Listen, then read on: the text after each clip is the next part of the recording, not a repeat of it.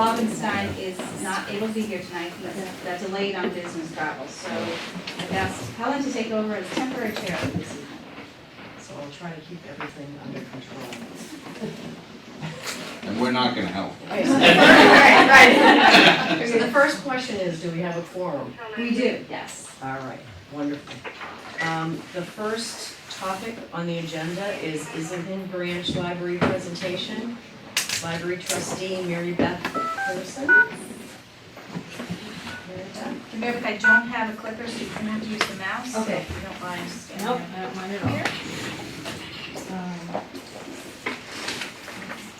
Is Yes. Let's see what's, okay, first, just for a little bit of background for those of you, I'm not sure how familiar you are with the branch itself, the building. This is obviously the branch, you recognize it, but a little bit of history of Wentworth Hall. In 1884, it was built as a one-room schoolhouse on land that I believe was donated in the town of Dedham. 1900, it was first time it was used as a library within the school. There was a collection of books that was donated. And then in 1910, when a school was built, on School Street, then there was, this became the Wentworth Hall as a community center for purposes of, entertainment reasons, church services, as well as for formal meetings. And then in 1959 was when it was first used as the Islington Branch Library, and in 1996 is when it got renovated as the space that you see it now. So that's how long it's been the Branch Library.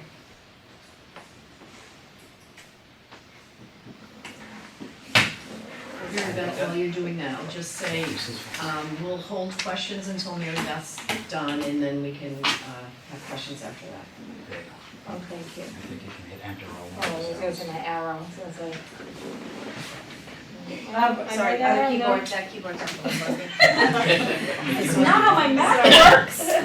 Thank you. There we go. Okay. So the current situation, the branch has been a topic of conversation since even before the new library project was undertaken. In years past, before the project, the branch has come up even at town meetings earlier as to the viability and of the branch.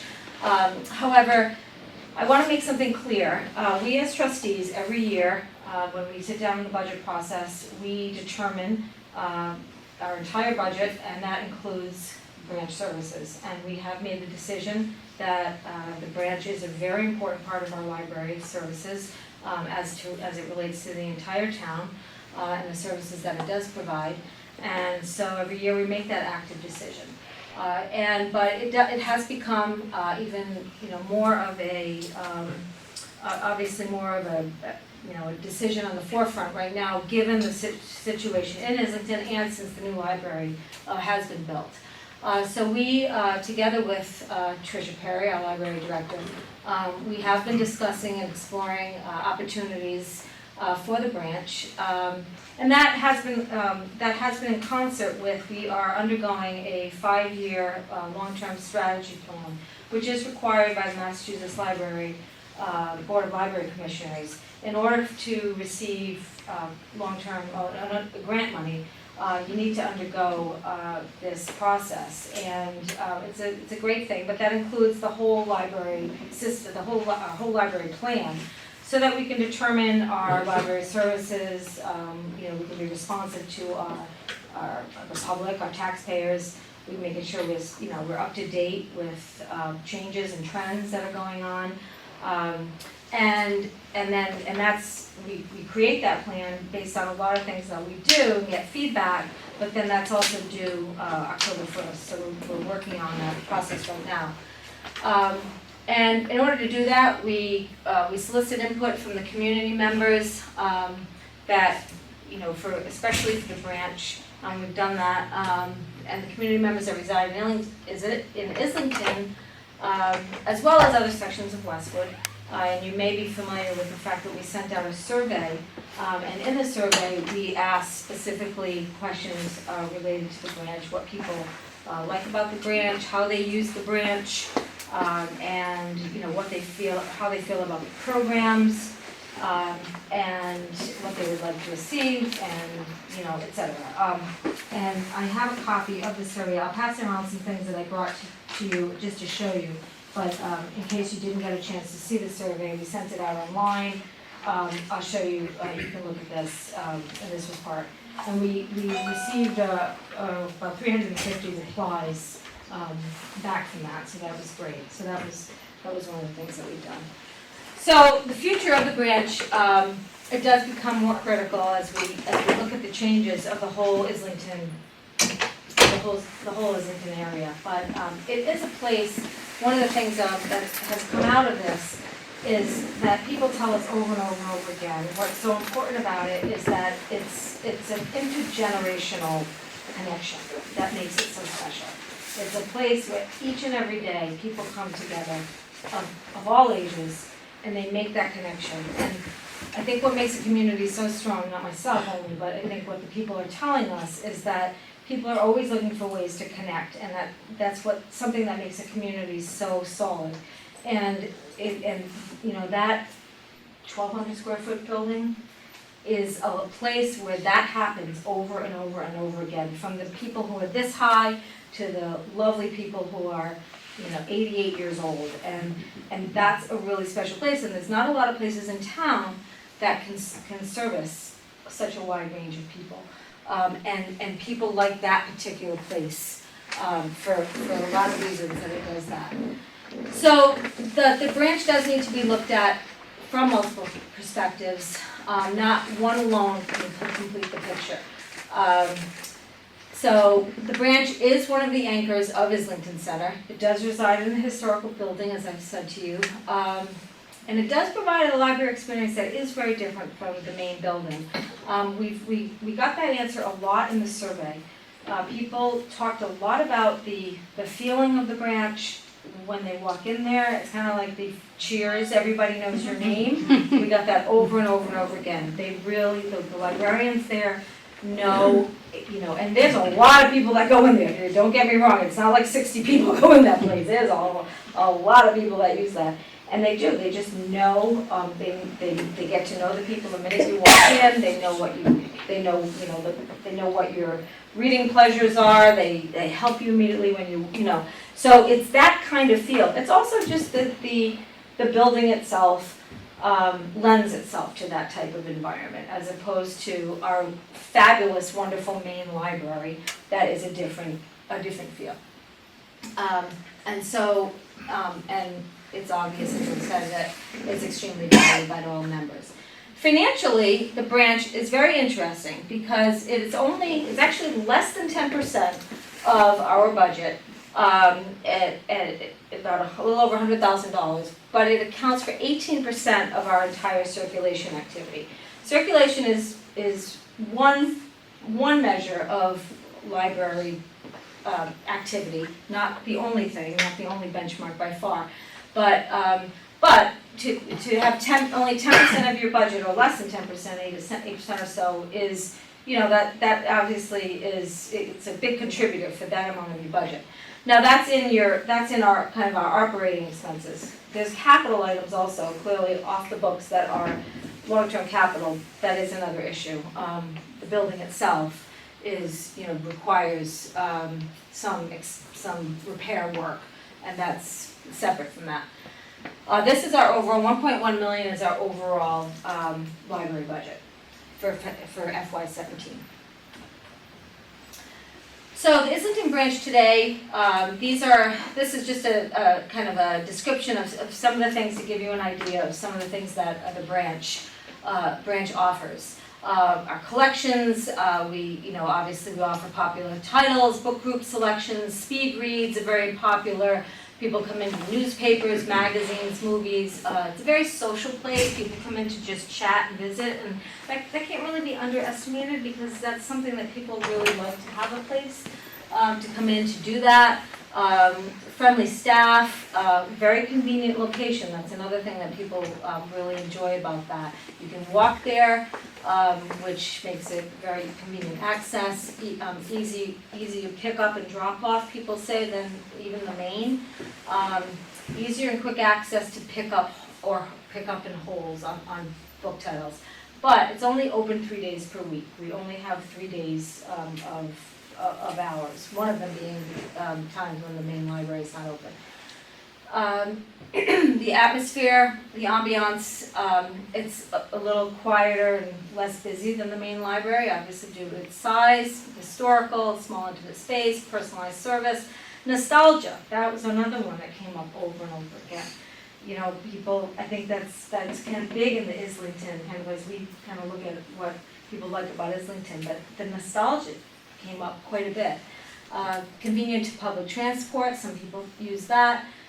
There's a lot of programs for both adults and children, and that's something that I think is, people, I think incorrectly believe that we only provide children's programs. That's not true. We provide a lot of adult programs in the Islington Library. Of course, we have Wi-Fi and printing, and another very, very, very important item is this public restroom facilities, because there is a nearby baseball park, and a lot of people come in and use the bathrooms. The other thing that someone also mentioned, I think from the public, is that the parking lot is used substantially for parking related to the baseball fields. So the patron profile, there are the regulars who come in all the time, many seniors, parents with young children, related to not only the nearby preschool, MMO, but also to just the playground. A lot of people do the playground and, back and forth, walk over. The neighborhood, convenience for pickup and all kinds of, and then transactional, quick pickup, drop off, quick browse, selection, popular titles of books and DVDs.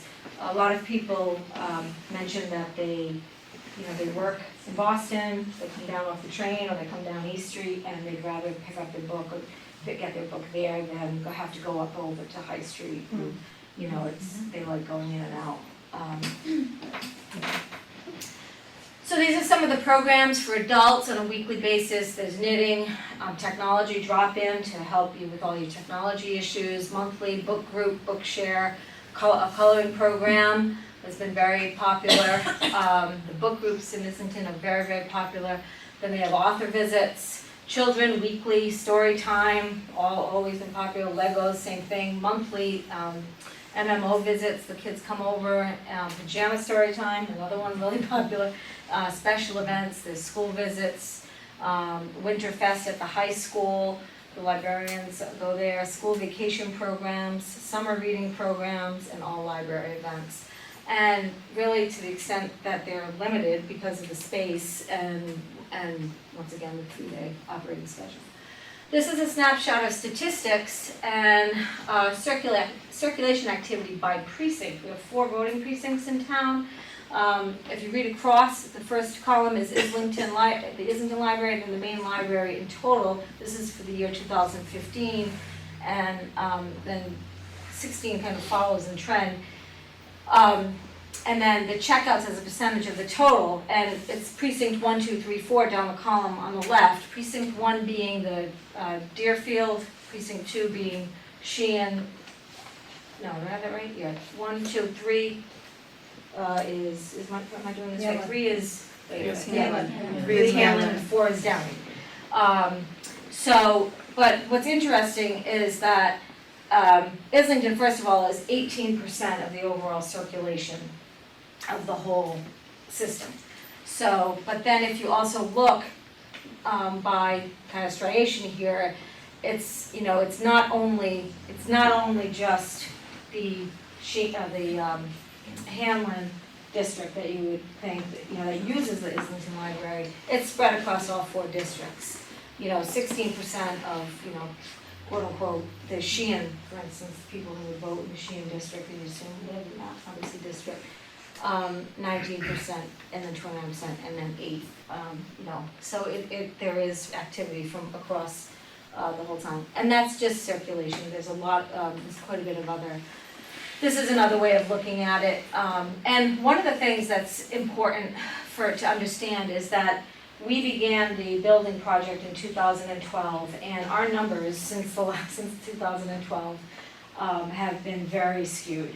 It's very difficult to measure because unfortunately since then our years have been really chopped up because we've had periodic closings. You know, we didn't open the new library until July of 2013, so we have had, you know, we've had to have, like, you know, things have been, you know, either really inflated or deflated one way or the other, or, you know, just we have not had apples to apples in all of our comparisons.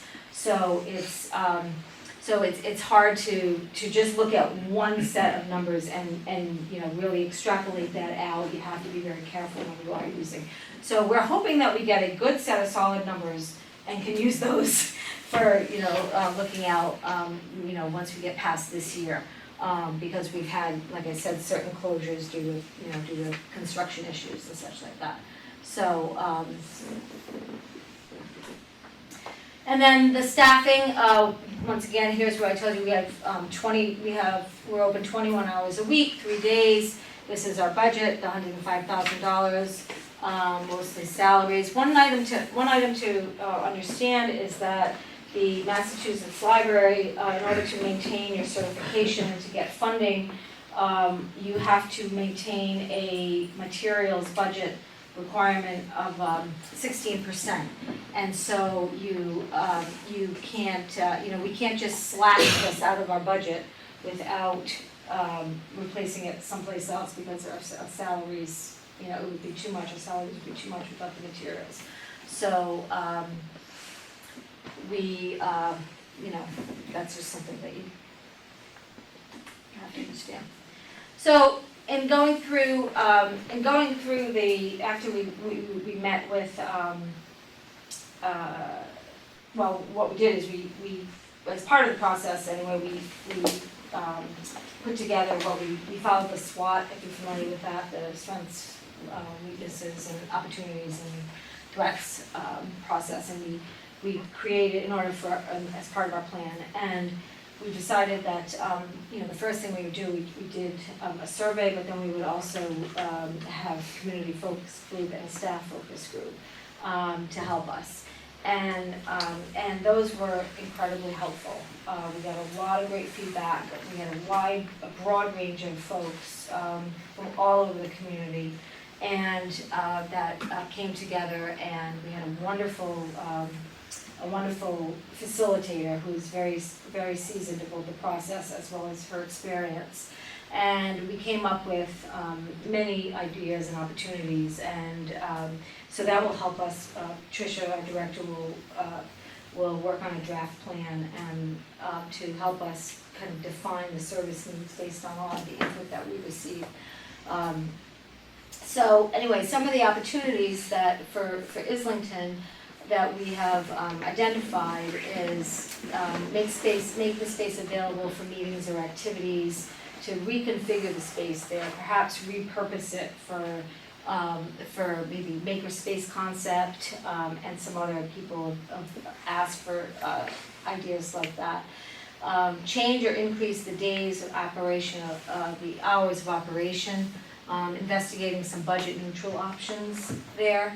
And provide the same or similar space in any development plan for Islington Center.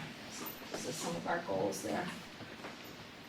The challenges we've identified, obviously, for Islington, it's an older building in need of repair. Some of the items have been addressed, but for instance, the biggest thing is that the roof will be in need of repair, and that's a large item. There are still questions in town, and some people address this in the survey itself. Obviously, some people think that we just don't need that library, and you know, they don't understand why we would have it, and you know, that it's used by a subsection of the town, and that it's limited hours and days of operation.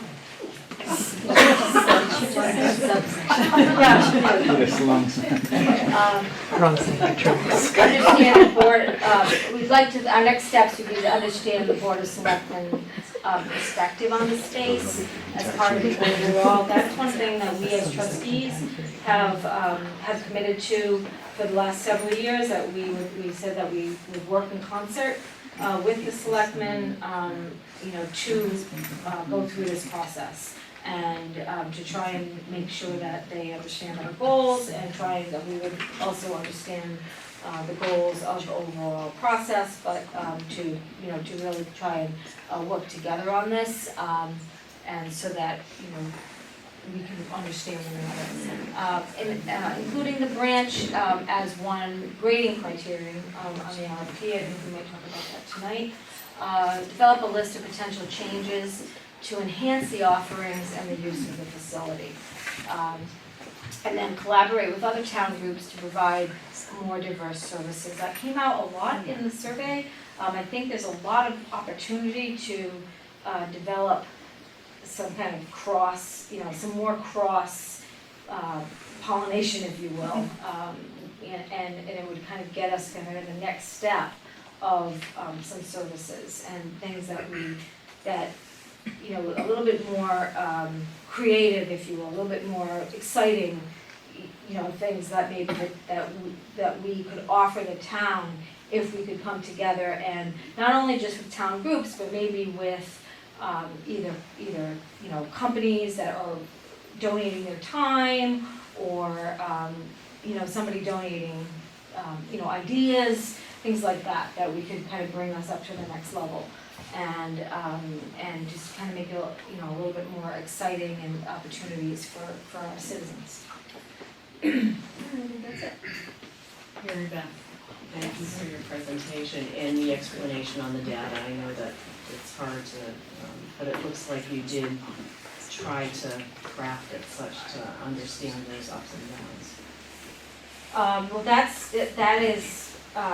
We created 3-year average data a few years ago because it just started, like I said, it was really started skewing quite a while ago.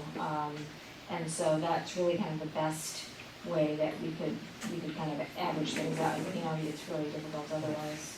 Tricia might have more, she knows the data pretty well. Well, to your point, we haven't had a year with 12 full months of operation. Of both the new Right. library and Right. the existing. And this year it was, 11 weeks that we closed, and then we just periodically closed when the ceiling slabs fell down. And they were, so every year there's been some impact to either both facilities or the main library particularly. Any questions from the task force? Well, a small question, what's the makerspace concept? I'm not familiar with it. I wasn't there. The makerspace concept is when you use, like you probably heard a lot of people talking about like 3D printing, and you basically come together. It's you're using your ideas, and you're making something. It's really kind of more the what is it, like what they call it, the intelligence, I don't know, kind of on all the, the engineering and the, it's kind of all the new agey kind of stuff, but yeah, I think a lot of people who are,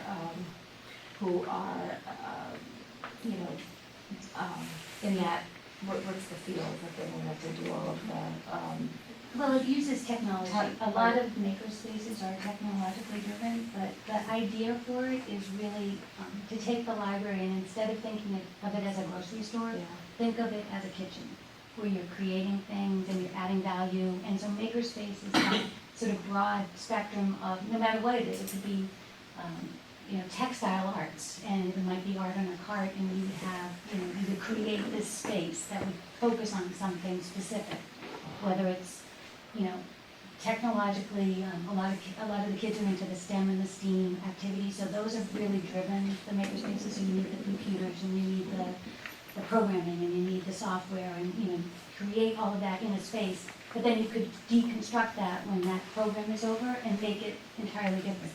So it's that kitchen element, that you're actually creating and And infusing things. is the point too that the references are there available if you Exactly, need the them resources. to investigate further while you're in the middle of doing that experimenting? I think what we found, what the input that we're getting is that people really want a place where they can share ideas with other people. And especially our community that has such an unbelievable, collection of, it's amazing that when you start talking to people like, wow, you do that, and you do that, and you do that, and wow, really?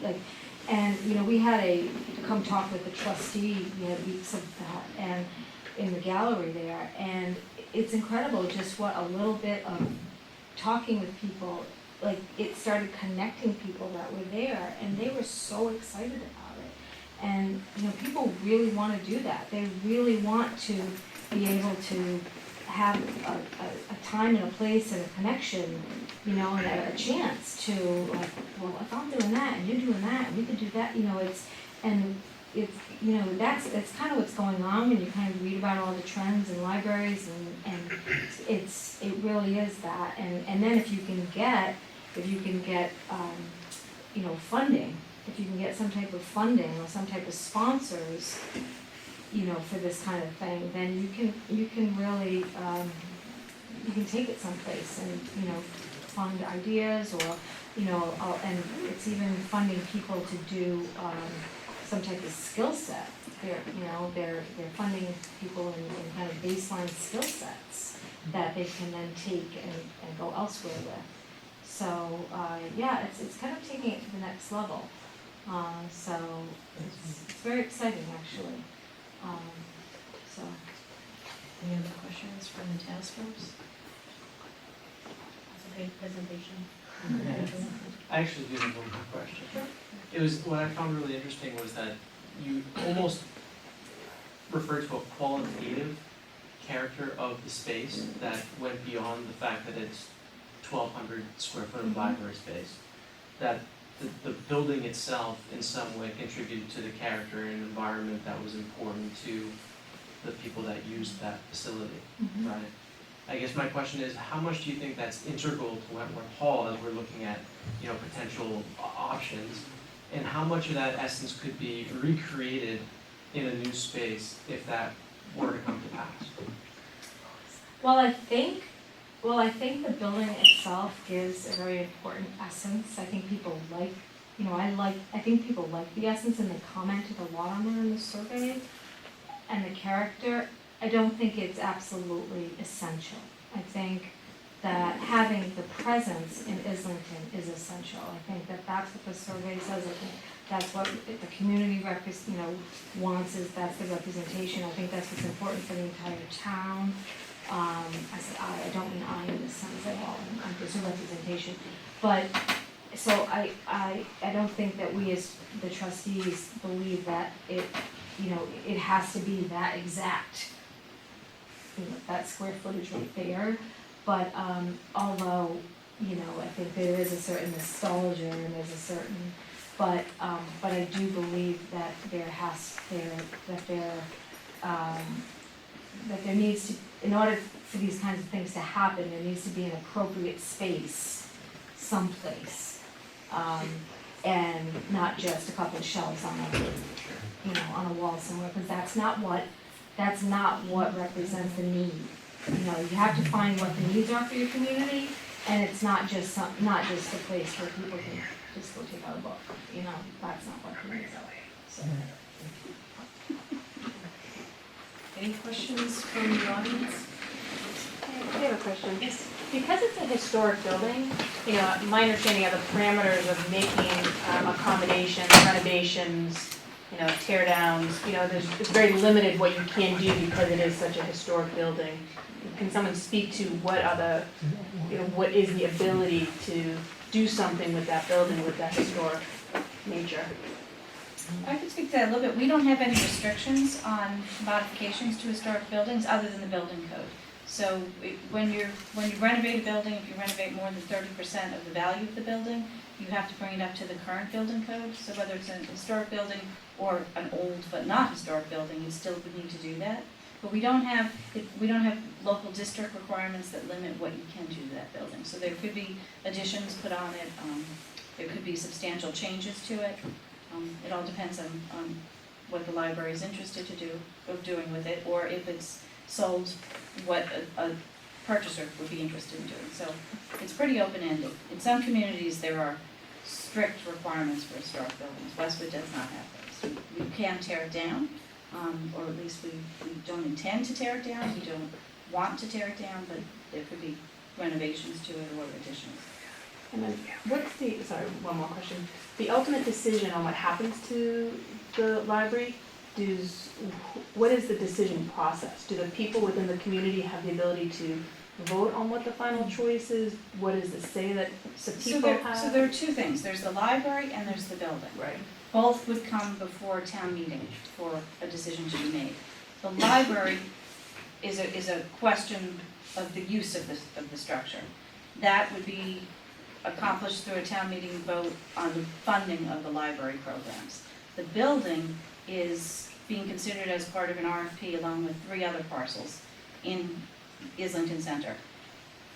Those parcels are out for a proposal right now. We're expecting proposals back on June 20th. The first step would be for this task force to review all the proposals that come in and consider whether any of them are worth further considering. They'd make a recommendation to the selectmen. The selectmen would review the proposals and review this committee's recommendation and then make a decision if they want to pursue any of the proposals. If they do, then they would come to an agreement with the developer, 1, 2, 3 developers, however it works out, for individual parcels, one of which might be the library if somebody bids on that, and if the bid passes muster. If they come to terms on an agreement for either a sale or a purchase, then that proposal goes to the planning board for review. That's the next step for how the site would be developed, how it would be used. If it gets through that approval, any other approvals it needs, if it needs Conservation Commission or Zoning Board of Review or any other approval would have to go to that. And if it passes every one of those approvals and is what seems to be a workable project, then it goes to town meeting to decide if town meeting is interested in selling or leasing the property. So it's a fairly lengthy process. I think we'll probably be at it for nearly a year. The RFP went out on May 3rd. That was when it was first put out. We had a site visit yesterday for interested bidders. We had 2, this is the next agenda item, but I guess we'll just go on to it. We had two groups of teams that were interested that came to the site visit. There could be others who didn't come to the site visit who still might put in proposals, but we have 2 teams that we know are looking at the lots in Islington. So I don't know specifically if one or both of those are looking at the library. I know both are interested in some of the 4 properties. So proposals are due in on the 20th, and this committee will set a date before we leave tonight for a meeting sometime after June 20th to review those proposals. And it'll all be in a format like this, an open format for discussion. If you wouldn't mind, could you identify your name and your address? Sure. For the record? Yep, Ann McMurray, 64 Hog Tree Drive.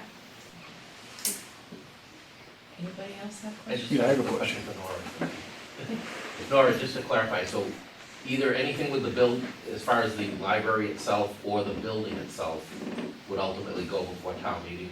So the building absolutely would go before town meeting as part of the RFP if it gets to that stage. It could, at any point, either before this committee, before the selectmen, before the planning board, a proposal could just be found not to make sense. It wouldn't go forward. But if it goes forward and we have a viable project, before the town can lease or sell the building, it goes to town meeting to request for approval. Now, just a caveat, we have a lease in the ICC right now to MMO that did not have to go to town meeting because of the nature of the lease, but if the lease is more along the lines of an outright takeover of the building, then it would go to town meeting. A sale would absolutely go to town meeting. So that's one way of doing it. The library trustees make the decisions about how they use their property. So if the library board of trustees wanted to change how they use the properties, they're free to do that, but they would have to get the budget to make any changes approved. So if they wanted to put an addition on the building, they would need to come to town meeting to get approval for the budget to put the addition on the building. Can I ask one more? No, that's right, go ahead. Sir, you had your hand up. Hi, Joe Dolly, 2 Brookfield Road. What's RFP? A request for proposals, sorry about that. Whenever And ICC, the Islington Community Center, NMO. whenever a public organization wants to do anything with land it owns or property it owns, it has to put out a public request for proposals to invite everyone who, to give everyone equal footing to NMO, Mother's Morning Out. It's a nursery, What is it? Mother's Morning Out, it's a preschool, Oh, 2 years, okay. 2 years through preschool. okay, thank you. Yes, sir. I have a question. Charles Morrison, 104 Wood Circle. The term subsection, what does that mean? Is there like a line in the town, that we're a subsection of the town? I didn't know that. What does that mean? No, I apologize. That just meant, it's, that was meant to say that some people believe that it only services a portion of the town. The community is going to the other side of the town. I apologize. It was, yeah, it was not meant to be derogatory. One more, did you have a follow-on question? Yeah, I just, sorry. I guess what led to the decision to go out to RFP? What made that choice to say we want to potentially sell or lease this property? It's a tool to spur creative discussion over what would be possible. We know that we have a new property owner that purchased almost 2 years ago, purchased several new properties in Islington, and had interest in some of the other properties that the town owned. It's not something that we would discuss individually with a single property owner, but if we put it out and see if anyone else has any ideas, that way we get creative proposals. We may or may not find that any of the proposals that come in are worth pursuing, but then again, we might. So it's there's a spotlight on Islington now with new funds being infused into the area. So we had a single property owner in the past that owned a large number of buildings, and there weren't many changes over the last 30, 40 years. We have a new property owner who is interested in making changes to those, and we have an opportunity to also make changes that the town wishes to see. So one of those changes is the Islington Fire Station. It worked out well that it was at the same time as a turnover, so that there's this increased attention on the area. It's just an opportunity. So we had Morrison Park was recently renovated, we have the fire station going up, and we have a new property owner. So there's a lot of attention and a lot of funding going into Islington. So it seemed like a good timing to see if there might be something else that we could do.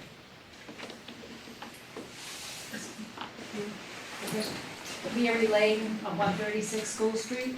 Would the town be open to one person buying that and putting one big building from one end to the corner and having apartments and commercial? Would that be a viable venture for the town? Is that something the town is considering? The town isn't considering anything until we receive proposals. Well, if you So- receive that in a proposal, would you be interested in discussing it? I think we have to discuss it if that was the proposal that was reached. I don't think a single building Yeah.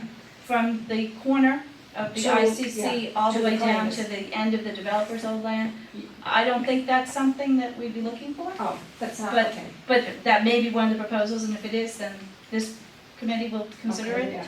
Town meeting will eventually have to consider Yeah, that. I think most of the people that live in the area would not be interested in seeing that. There, it would look like Dedham Square. And it's a lovely little spot now, but I think people would be open to other things. So we give the same equality, the same proportion to the buildings as well as to the open spaces. So it's very important for the Islingtonians to know that open spaces are also taking the same importance as additional new buildings. Thank you. Any other questions? I live in 144 Miller Circle. Can you tell me, when you're saying request for proposal and you're putting it out there, are you advertising in a paper for contractors? Is that what you're doing? For Putting it out there? contractors, for developers, for anyone who has the wherewithal to purchase property and the experience to redevelop it. So it's been advertised in the Commonwealth Register and in the Boston Globe and in the Westwood Press. We're also contacting developers we know who do this type of work to see if they would be interested. Who made that decision to put it out there? The committee here? It's the committee Yeah, here, the board of selectmen, yeah, the community in general. I have a question. Charles Charles Morrison. The Oh. woman in the back before you, sir. Yes, ma'am. Chris Privatero, 16 Dean Street. Number one, just getting to that last point, the community initiated this? It sounded like the Board of Selectmen and the community? Was that what I heard? That's not true. This is the community, yeah. Right, so it was the Islington Task Force that wanted to do the RFP? I think the Islington Task Force was created by the Board of Selectmen to explore the options that are possible in Islington for its redevelopment. I mean, that was the intent. And one of the ways to get at it was to issue an RFP to elicit ideas from potential developers as to what might be possible. There are two ways of approaching it. We've done them all.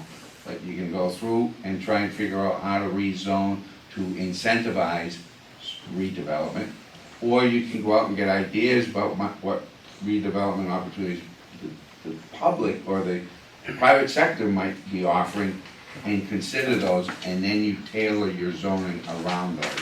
We found in recent years the more effective way to do it would be to go out and get ideas from the private sector, and then reconfigure our zoning around proposals that we get in a way that we want it to go forward. It's sort of a process of negotiation with something that private developers find to be economically viable. Okay, number two, how do I get a copy of the RFP?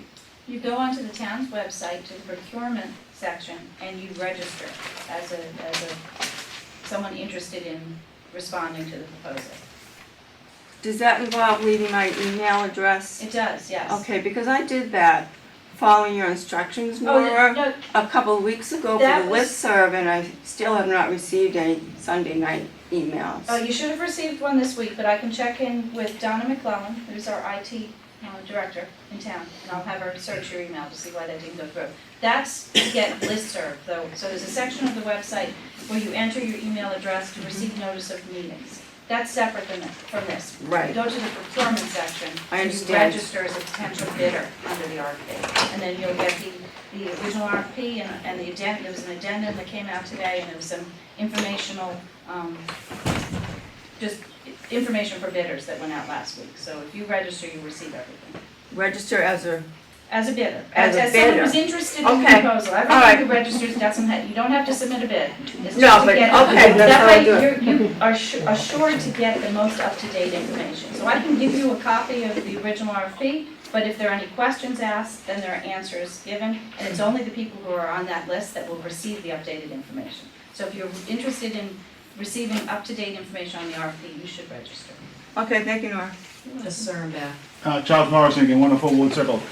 When you were just mentioning that, you said 2 papers, and then you kind of said something about you invited other people who didn't ask for the information? I have reached out to developers that I know that do this type of work. Has anyone ever We are done that interested- before? Has any other town ever done that?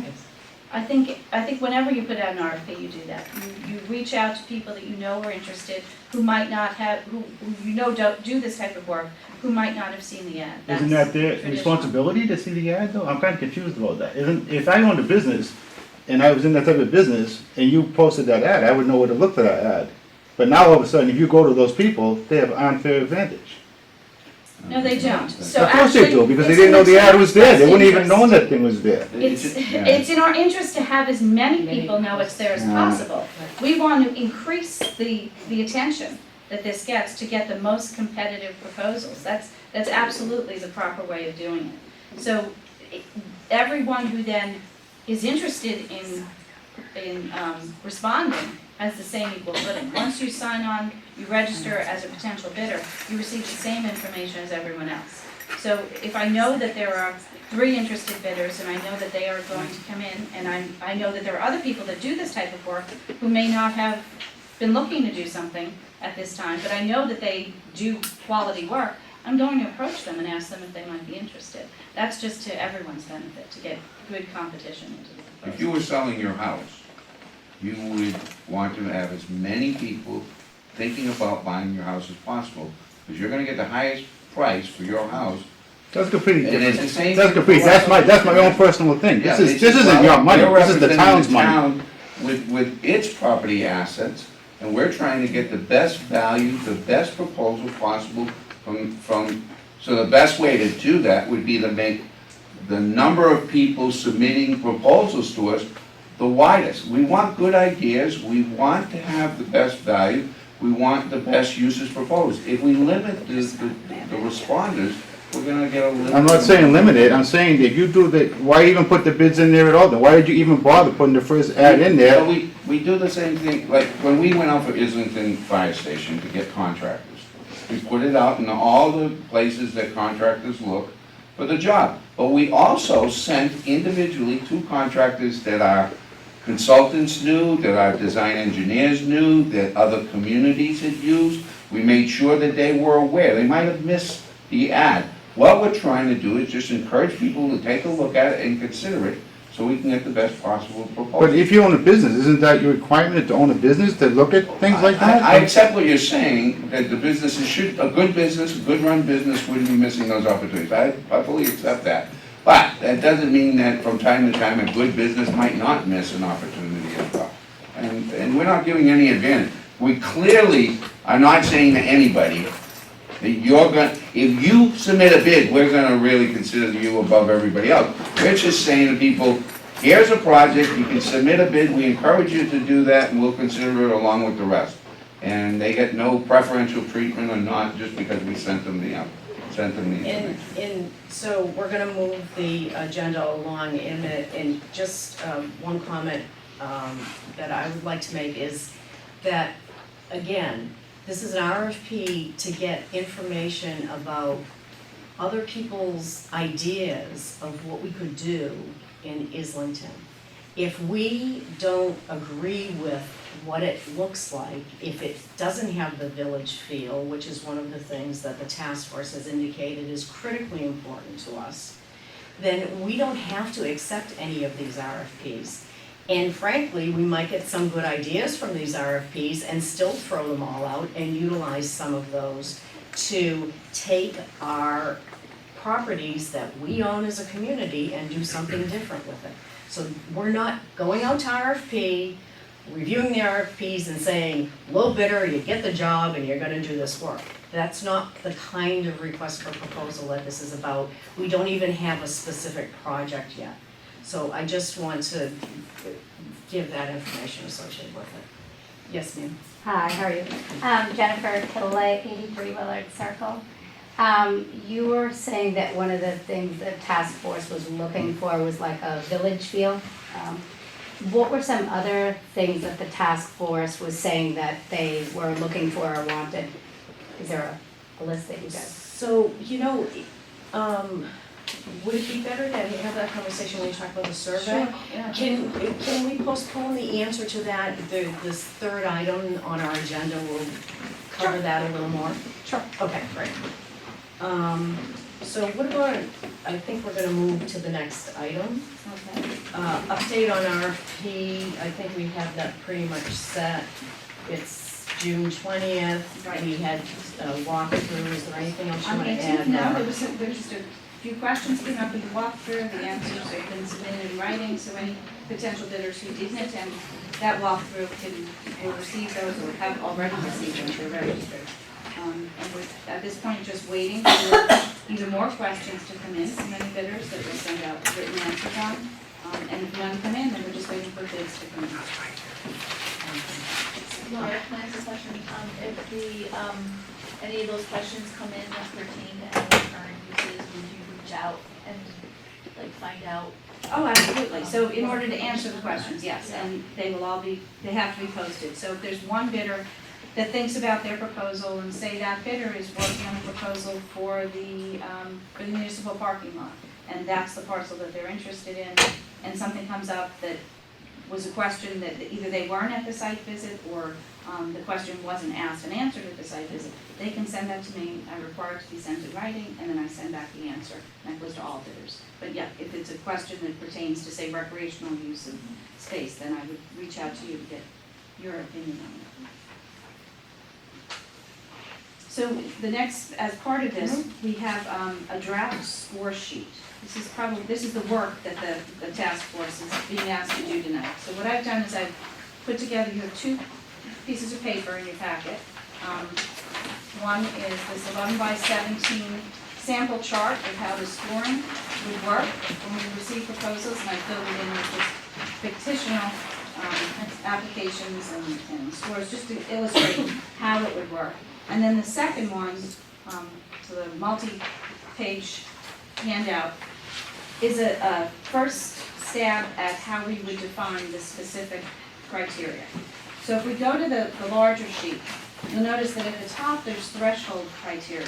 These are scored with either yes, no, or not applicable. The threshold criteria, there are 6 items, and if they all must be either met or not applicable in order for a proposal to be considered by this task force.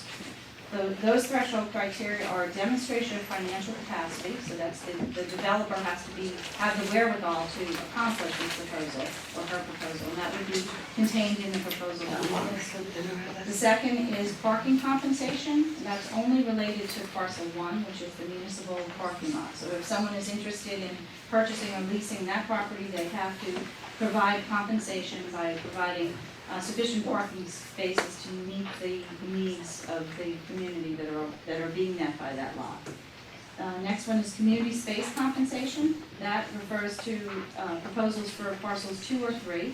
2 is the Islington Branch Library, Wentworth Hall, and 3 is the Islington Community Center, ICC. So if anyone is proposing one or both of those properties, they have to provide community space either within that parcel or on a different parcel. And then the next one is a restriction on demolition. This is for Wentworth Hall. So if someone is proposing purchasing or leasing that property, they are prohibited from demolishing it. If they submit a proposal that calls for the demolition of that, their proposal does not meet the threshold criteria and doesn't continue. Next is conformance with applicable Massachusetts regulations. So that's looking at something, for instance, if someone proposed purchasing the land for a dump site, which clearly would not be permitted, then they would not meet the threshold criteria. And the last one is completeness of the application. They can't submit a partial application. So assuming a proposal comes in that meets all of those criteria, it moves on to the next section, which is the comparative evaluation criteria, which we will score, and that's what the sheet is intended to do. So what I'd like to do is walk through the multi-page sheet and look at each of these comparative evaluation criteria by category and determine whether there's specific things that you want to consider under these categories. So the first one is aesthetic integrity of Islington Center, and that's broken down into 3 different questions. The first one is the impact on surrounding commercial, residential, and municipal uses. And I'm proposing a score of either positive, 0, or negative, ranging from a positive 3 to a negative 3. So there's a gradient for how successful a proposal would be in meeting that criteria. And what I'm recommending is that we say, and just back up a little bit, these are very generic to begin with, and what I expect is this group to flush them out and to say exactly what that would mean. So the first one on impact for the surrounding commercial, residential, municipal areas. If it's a strongly positive impact, they would receive 3 points under that category. A positive impact, 2. Slightly positive, 1. If there's no impact at all, they would get a 0. But if there's a negative impact to their proposal, it would be either negative 1 for a slight negative impact, negative 2 for a negative impact, negative 3 for a strong negative impact. So tonight we can discuss how to flush that out. What would be a strong positive impact? What would be a strong negative impact? If you feel that there's something specific that we should address now, rather than wait till the proposals come in.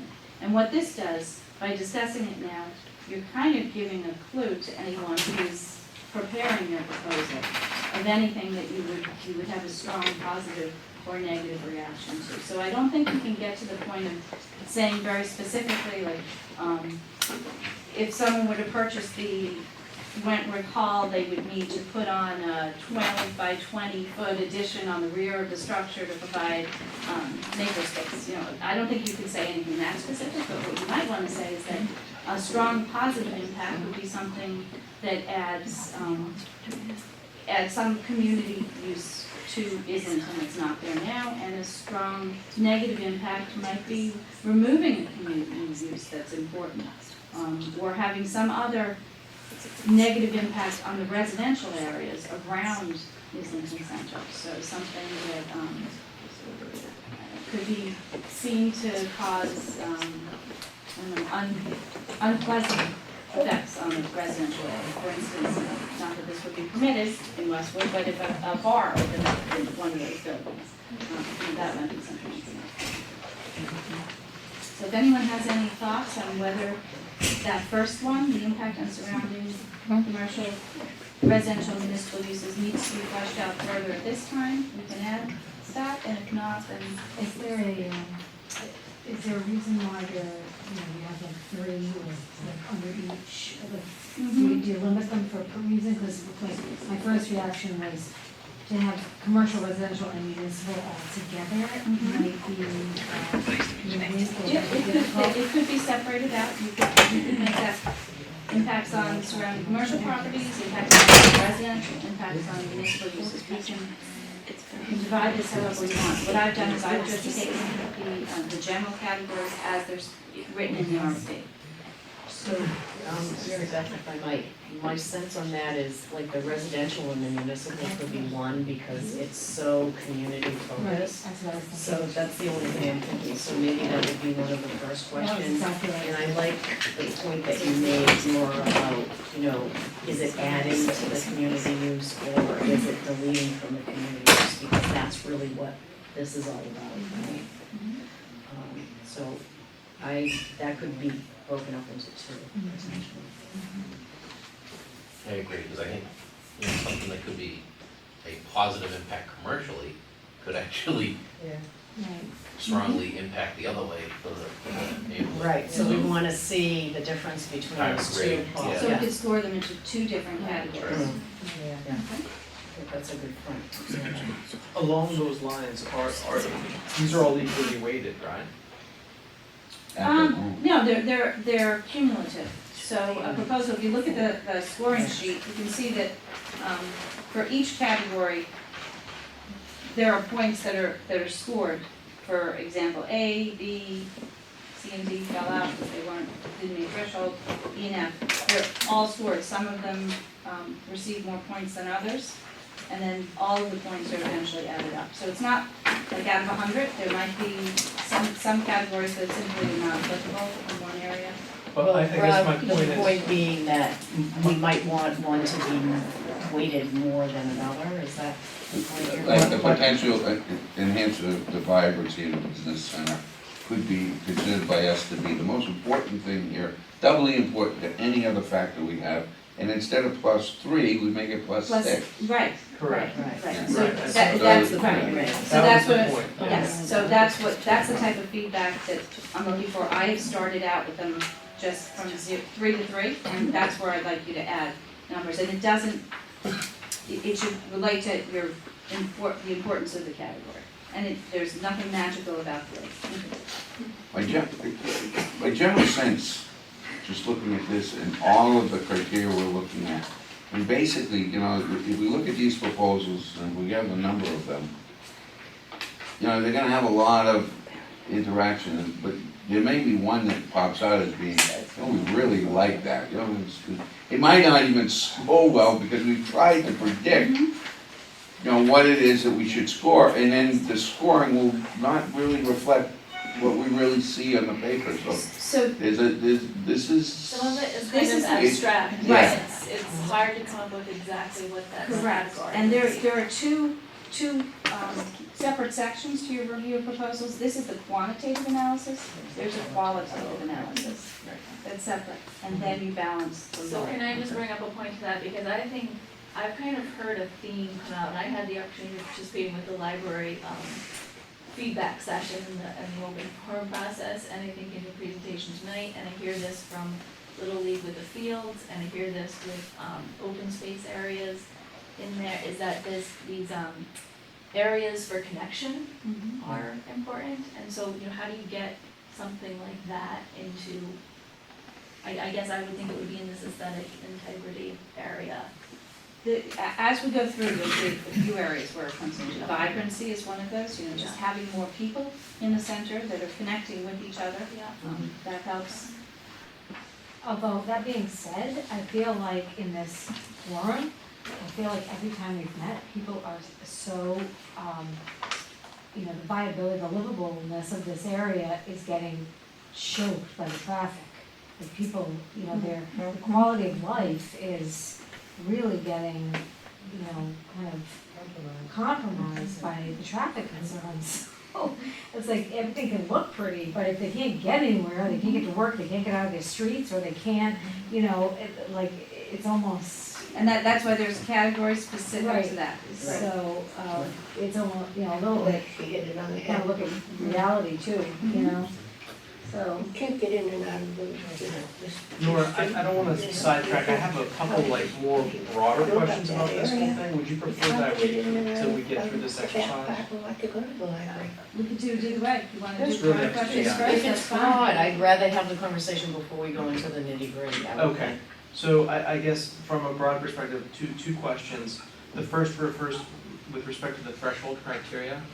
If there's a, I can easily imagine that there is a proposal that's really creative, but maybe there's a section that they left not complete, so that it technically wouldn't continue. As a committee, will we still see that proposal, and can we recommend back to the developer to complete it? So you will see every proposal, and you will have the opportunity to determine if it meets the threshold criteria or not. You could call in the developer for an interview and flush it out in the interview if it was something that was inadvertently left out. There's a section in the RFP that says that all irregularities can be waived in the submission. So if there's a proposal that the town, you think would be very beneficial to the town, and there was an error, then that can be overlooked and corrected. Or maybe someone, someone actually wanted to demolish, but everything else was great about the proposal, we can go back and say, look, we like where you're going with this, but that's not an option, can we explore other ways to? So you have the ability to do that because of that language that says you can waive irregularities and you can change things. I would recommend against something like that unless it was an overwhelmingly outstanding proposal. Because I think that's one of the things that we started from one of the ground rules, that demolishing a building that's very important to the historic character of our town. Right, so if we're getting an RFP that says we're going to destroy that, that's probably not something we would be working with if we've already verbalized at the walk around and so forth that that's not And same something thing for if there was a proposal that simply took the municipal parking lot, eliminated all the spaces and provided no additional parking spaces. I think that's something that we just shouldn't consider. So I think that's why we put those as threshold criteria as opposed to just the comparative criteria. My other question refers then to this scorecard that we're trying to flesh out. Is this committee bound by these? Well, this committee actually doesn't make the decision, they make a recommendation, so you're really not bound by anything. Okay. So we you could can review the recommend one proposals. that's scored lower. You can, yes. And the idea here is to the scorecard is a way of discussing things and making sure that you considered all of these factors. Okay. It's not binding. It's a guideline. And you could end up going through this and scoring the proposals, I think that's what Mike was getting at. You could say, well, this one scored higher, but thinking about it, this one really just feels better. Yeah. And that's where the qualitative review comes in to balance out the quantitative. But by having the score sheets, it makes you look at it very carefully. Yes, put some method around it. Can I suggest something slightly different?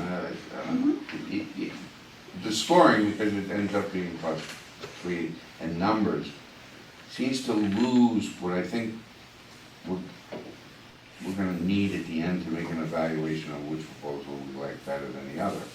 just gonna use, the impact on the surrounding communities. If you look at the thing, you may find that, it has a positive impact because it's, gonna have commercial uses that will attract, people that will then shop in the area shopping are positive. But it has a negative impact on the residential community because it will attract, a lot of people or that, will, add to the traffic. But from the municipal side, it looks to preserve. So just looking at that one criteria, you know, you can make 3 or 4 positive and negative statements. It's almost, to me, better to just have each one of these categories and just list out, here are the positives under that category of this proposal, here are the negatives, and just keep going down each one of these criteria instead of having numbers.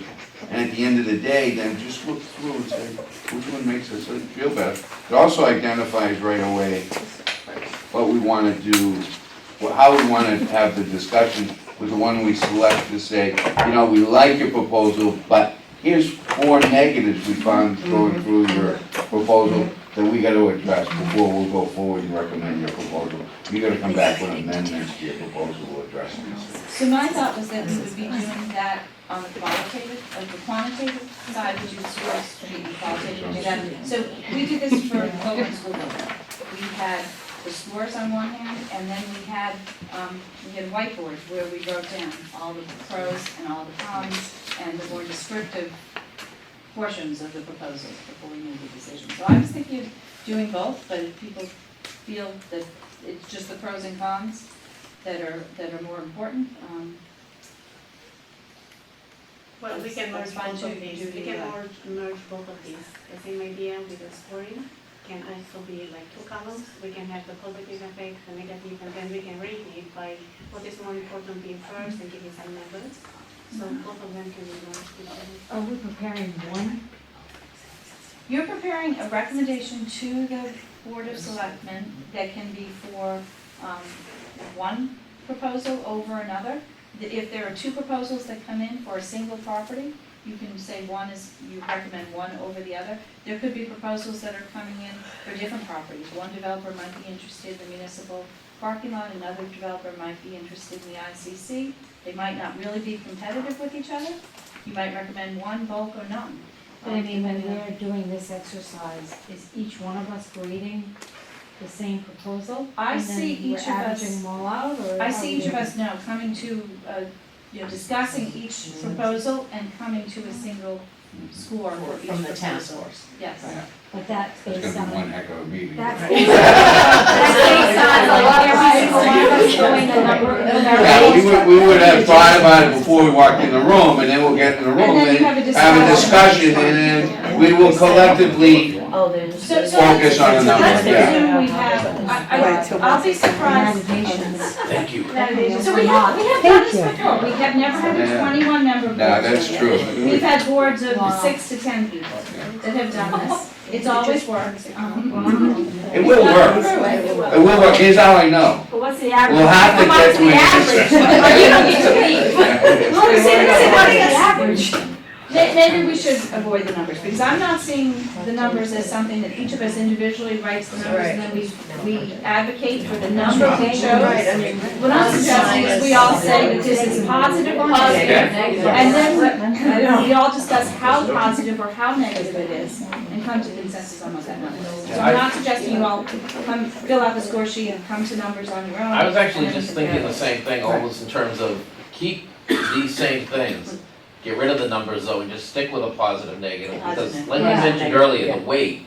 Yeah. To say that they got a 3 because they were good for Right. commercial, but, you know, they got a -3 because it's gonna totally gridlock traffic, that doesn't really even out Right. to a neutral. And it doesn't, I'm not certain that you totally need to get rid of the numbers. The positive and negative, I think, is how we get there, but I think the suggestion was, and at the end of the discussion of those positive and negatives, we'll say, this is primarily a 2. Or this is primarily a -3 because there's so many negatives.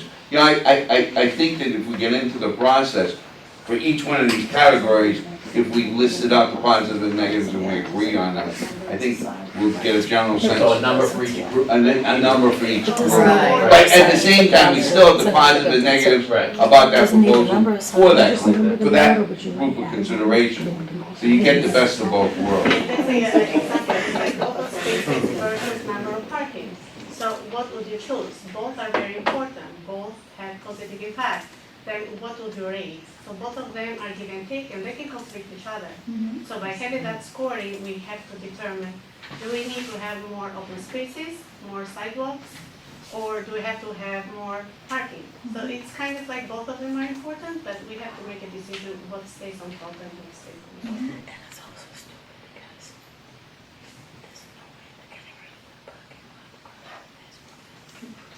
All right. Hey, you're the chair.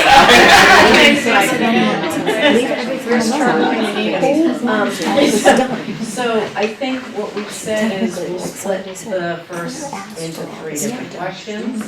So let's move to the second question. I think that we're in agreement that we'll initially be doing positive and negatives, and then when we get to the end of the joint qualitative or quantitative, we'll be putting them together and saying, okay, this one has 5 negatives, this one has, and then we'll categorize them that way. Architectural and landscape compatibility, I have some comments on that, but does anybody else on the task force have comments on what they'd like to focus on there? My inclination is to focus on the village feel. Certainly, brick and mortar, not necessarily what we want it to, we don't want it to look like some other local downtown areas. So we have, in our zoning, we have a requirement that anything built on Washington Street has to mix and blend with the existing structures that are on Washington Street, and it's very specific. It's in the type of roofing, the size and materials of the lintels, the fenestration of the building. It's very, very specific. So that's what this is looking at for the architectural compatibility, and then landscape, something that improves the area and blends with what we have now. So you probably wouldn't be in favor of something that put a whole bunch of evergreens on the street front, that just wouldn't be compatible with what's there now. This is one of those that the proposal could be proposed in one way, and then as they work through the planning board process, this could evolve. So we could hate the treatment, it's all brick, but end up with something that really is compatible, even though they have low scores. So I think that the proposals that we're looking for, this RFP does not ask for a full-blown architectural plan set. It asks for a concept plan. So I think something like that would be the direction for what they have in mind. And that could be, if we received a proposal where everything seemed to work well, but the architecture wasn't really the flavor we were looking at, we could recommend a conditional upon them changing the architecture. Nora, quick question. Are they, does the preliminary RFP, the first draft, gives some kind of square footage when it comes to having a mixed use? Like, what's the ratio between among 2 or 3? Let's say if a developer purchases a land and then he will respond to all our needs as a community, what to have. Are they going in the RFP to give us some net square footage? I think they will. I think they'll give us estimates of square footage, and then if it was something where those estimates seemed reasonable and we decided it should go to the next stage, we recommended to the selectmen, they decided to take it on, then it would be fleshed out to much more detail. But one of the criteria at this point is that it has to meet the zoning requirement, and for something like that, the percentage of residential compared to commercial, there is a maximum of 50% residential that could be proposed, so we should not exceed that.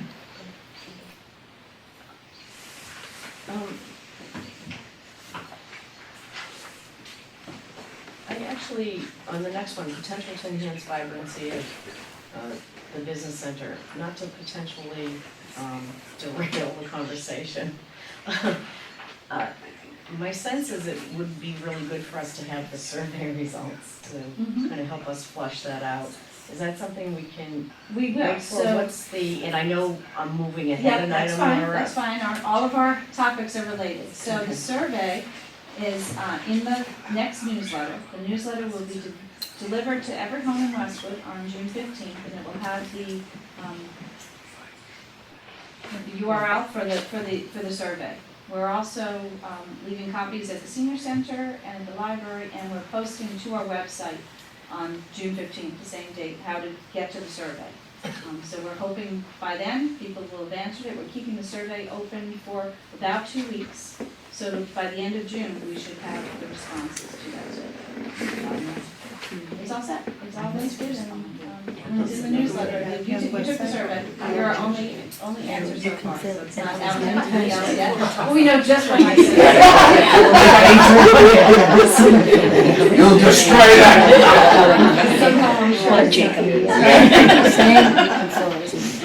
So we will have those survey results before we make any decisions on this. I actually expect that we will probably meet twice on this. I think we'll meet when, if we can come to a date that week in June after the proposals come in, I think it would be beneficial to have an initial discussion on the proposals before we go sit down for a schooling session. So I think by the second time we meet to actually score proposals, we will have survey results. So this might flush out the more specifics of What would be vibrant. Was my only comment on that. It's going to every house, so it's not the URL that lets you take it online. I'm printing out copies, I print out copies for you. I wrote it down and had people sign what's the date? Just to get an idea of what the survey looks like. Most people will take it online, and it's actually much easier to take online, and then we don't have to key in the results. Right. So we're encouraging people to do it on their computers. Do you want to keep moving on questions or? Is it somewhat redundant or a large amount of overlap with the first question? So impacts on the community, there could be positive impacts or negative impacts that aren't really about vibrancy. Vibrancy is singled out because it's the main goal that we have in developing this area. We really want to end up with something that's not quite such a vehicular attraction, which is what it is right now. So we want something that has more pedestrian connections among people and longer hours for businesses. And I think those thoughts go into vibrancy that don't necessarily go into impact. I think impact is a broader topic.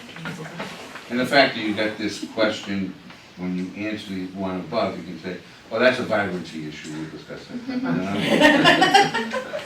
But I think we were also talking about, it's really, number one, aesthetic integrity of Islington Center. All of these will go together to get that score for that overall. So they are related, they'll be discussed together, but I think vibrancy, because it is so crucial to what we're trying to achieve there, I think it's going to be pulled out. So next criteria, number 2, community services and facilities, proposed community benefits. So now this is one, this and the next one, both could be fleshed out a little bit more to address issues like the library, like recreation programs, something very specific that we want to see continue, and the degree of how it would continue would affect the score increase. I think for this one, representing youth and family services and ICC, I think these are connected to the threshold criteria. I mean, they have to give parcel 2 and 3. They do, so they have to provide community space to meet the threshold. To what extent they provide it, how large it is, where it is, what the quality of the space is, whether it's in the existing building, whether it's in a new building, whether it's a mixed-use space. I think all of those questions go to these criteria. Is it in the front or the rear? I think to the extent, for instance, that the library space would be provided in Islington Center, and it would be, it would be, you know, it would not hidden in the back of the building someplace, but that it would, you know, It might where it's provided. So if the proposal takes the existing building and puts an addition on it where it is, or moves it to across the street and does something different with it, that will have an effect on how you answer this question. If, say, the ICC building, someone wants to purchase that and have the library in that building, as And then do opposed to where it something is, with and the do something historical. different, yeah. I think that we would look at that differently. I don't think it's the same experience, so I think we would receive a different scoring. And if, another option is if someone proposes building a new library, whether it's a standalone library or whether it's a library community center, and where that goes, and what it looks like, and how accessible it is.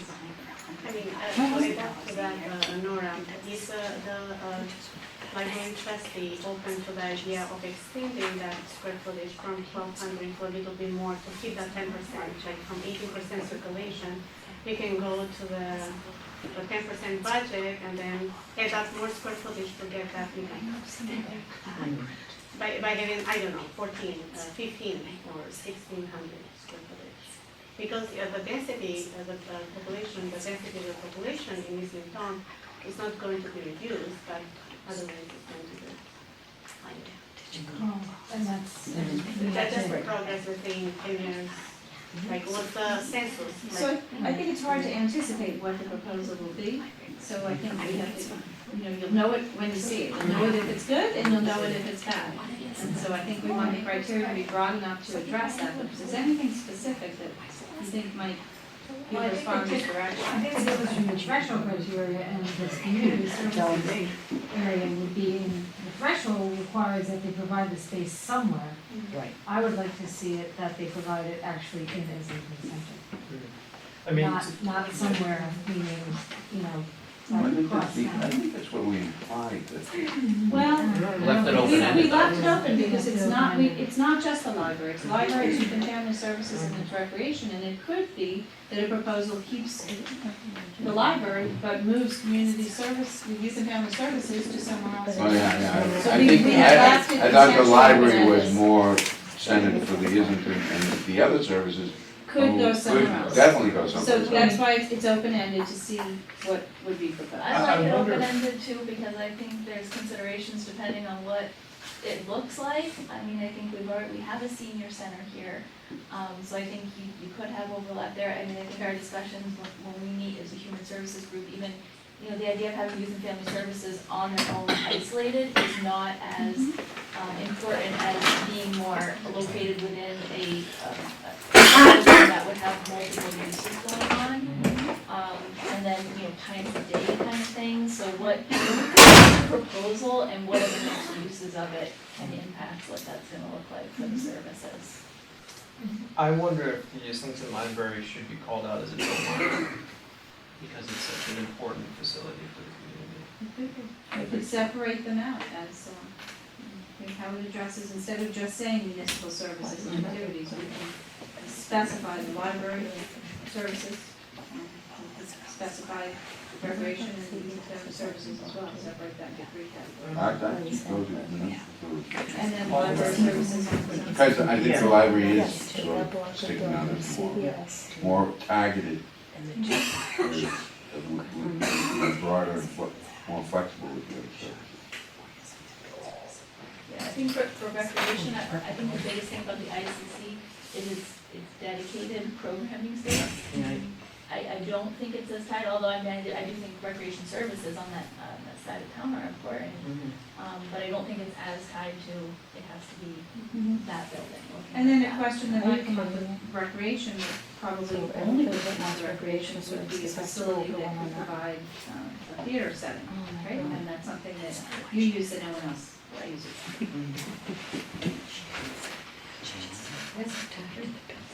Should we move along to next? The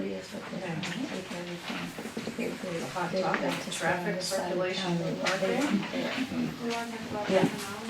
Oh, I'm sorry, yes. Sorry, Sarah, thank you. So impact an MMO nursery, do you think of something more specific to ask around that? No, I just didn't want to. Absolutely not. So Well, what that would go out of, negative use would obviously be taking the ICC, doing something with it, and not continuing that lease. A positive might be taking the ICC, doing something else with it, but providing a new space that's more carefully designed to Locally. MMO. In the Islington area or the part? I'm not speaking And for something MMO, new. I just didn't want to neglect this question, yeah. Something neutral might be to agree to work with the MMO to find them another space. Right, Right. right, and No another, commitment. and another impact, no matter what it is, may be temporary loss of that space and how that's compensated for. So say a developer proposes renovating the ICC and converting part of it to something else and keeping MMO, but they need them to renovate MMO space and they move them somewhere else temporarily. In fact, that's a negative impact. It is. It's a temporary Yeah, negative a impact, year. but it's an It's a impact. big impact, right. Does it help you to be more general in these line items or more specific? I think it generally helps you to be more general in the line items so that you can be flexible when you receive the proposals.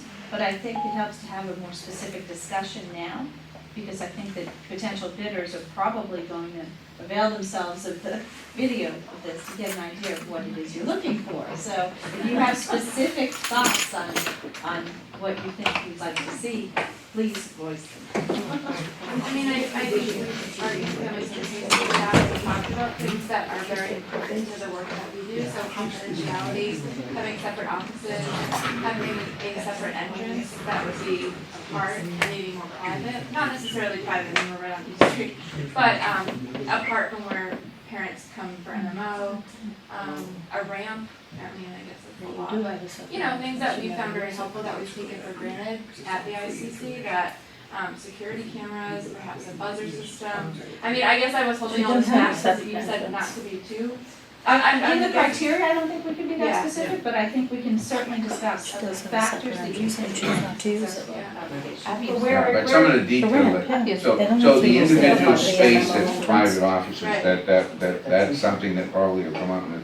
But the fact of buzzer or camera or That could things be like that, changed, yeah. those are things we can always negotiate in, that really. That comes in probably- the site plan Yeah. review and the But design Youth and review. Family Services is its own separate, and you're not, I mean, you're your own separate entity, Department, right? yeah. Department. Yeah. But you're not, where do you fall in municipal services? Municipal Under services. municipal services. Right. So But they don't know, they're located in that particular location simply because we needed to get them out of town hall, they didn't have sufficient space, and we happened to buy that building. I mean, it's just, that's how it, there wasn't a plan, it just That's fell. really what's lumped in this line item is recreation and. So, and the recreation piece is the same, I Yeah. mean, we provide theater there because there's a stage. I mean, if there was a kitchen there, we'd love to do cooking classes. And I mean, I see their needs as very different, I wonder, Yeah. should we split that out? I don't know that you need to split it out though. I think when you review the proposals, you'll review it and address their needs. It's what we're kind of hoping, I'll say it out loud so the camera can pick it up. We're kind of hoping that the developer will propose something and have thought about where we might locate these guys that will give them the space that they need, but it doesn't have to be anywhere near Islington. It can be somewhere else in town. And there might be an opportunity to be able to make all our, originally the senior center was designed to be the community center, and it was supposed to have recreation, it was supposed to have youth and family services, and it was supposed to have housing, and it was supposed to have the nurse, and right where the senior center went, but you're right, they got downsized to being just the senior center. And that was a shame, because, like this building was intended to be more than just a DPW facility, and it is. And it works very well that way, and the community center will work that way as well, just in that. So the RFP is very open-ended. Potential bidder could, in exchange for purchasing one of the properties in Islington, propose building space somewhere else to accommodate the services. In exchange for purchasing Wentworth Hall property, if they wanted to use that property for something else. Say someone wanted to buy the ICC and Wentworth Hall together, there's a lack of parking between the two. Maybe they want to have one building and its parking there, and they want to take the Wentworth Hall and move it to another parcel elsewhere in Islington. Maybe they want to put the library in their new building, or maybe they want to keep the library in Wentworth Hall on a different site. Moving parcels back and forth. Westwood has a strange history of moving historic buildings. In fact, there's one that's about to be moved, right in Islington, the Blue Heart Tavern is going to move to School Street temporarily while they search for a permanent home. So there are a lot of options. And that can be tied into it as well. I'm coming to watch Not right that now, right now. Thank you. Traffic circulation and parking, so vehicular impacts of proposed redevelopment. This is actually probably the hardest nut to crack in this, the parking especially, and traffic, vehicular and pedestrian and bicycle, to improve the safety of the area, to improve the convenience of the area, and to provide sufficient parking. Right now, we've done surveys of the parking in Islington, and the commercial parking works very well. In fact, there are quite a few extra spaces in the commercial areas. What doesn't work are the municipal areas. The two most difficult places to park are Morrison Park and School Street Playground. Everything else seems to work. When you say commercial, like meaning the commercial businesses, like. Yes, so Roach Brothers and CVS and the bank and Cafe Diva, Islington Pizza, they all have sufficient parking. They're after several traffic counts, parking counts at different times of the day, different days of the week.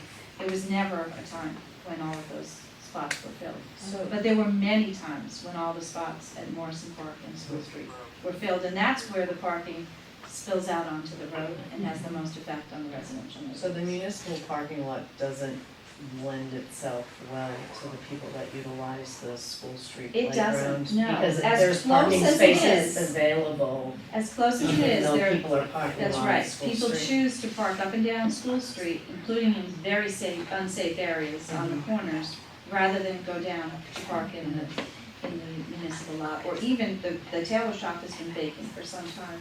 They could That's park right. there, they choose not to. The Islington Pizza Wild Blossom, that has more of an evening need for its parking spaces, and most of those parking spaces are open in the daytime. And cars searching to go to the playground don't even go that far. They would rather park right on the street, right in front of the playground. And you can kind of understand it. It's a park that attracts much younger children. Parents like to be close to their car. You might want to have to take one child back to the car to change them. So it's understandable why it is the way it is, but that's a parking crunch area. The other parking crunch is at Morrison Park, especially this time of year, where commuters park there. Right now, we're having firefighters parking there because their station is under construction, and construction workers parking there. So it's really difficult right now. Normally that parking lot works except for during the baseball season. So, but if you're thinking of adding more commercial uses to the area, each commercial use brings more parking. If the commercial uses are balanced in their hours of operation, the parking works. If they're not, the parking doesn't. So this is something that developers will look very closely at. Does anybody have any additions they want to make to these three?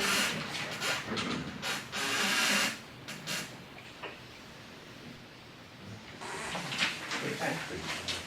All right. Item number 4 then, economic considerations. So the RFP for each of the 4 parcels specifies a minimum purchase and lease price. And this assumes, a 0 would be if you just meet the price that's there. If you offer additional money, then you get a higher score. If you offer less money, you get a lower score. I don't think that price of the parcels is one of the highest, one of the categories that we would score most highly. It never has been before in any of the RFPs that we put out. Price is a factor, but it's not a guiding factor. It's something that, if we had 2 parcels that were otherwise equal and one, we liked both of them and one developer was offering a little more money, that might be the tipping point. But it's not something that, if you had a great proposal that offered very little money and an awful proposal that wanted to pay you millions of dollars, you would never take the one just to get money. So. Is there a benefit to sale versus lease that we think as a committee should be called out in this? I think it probably depends on the proposal.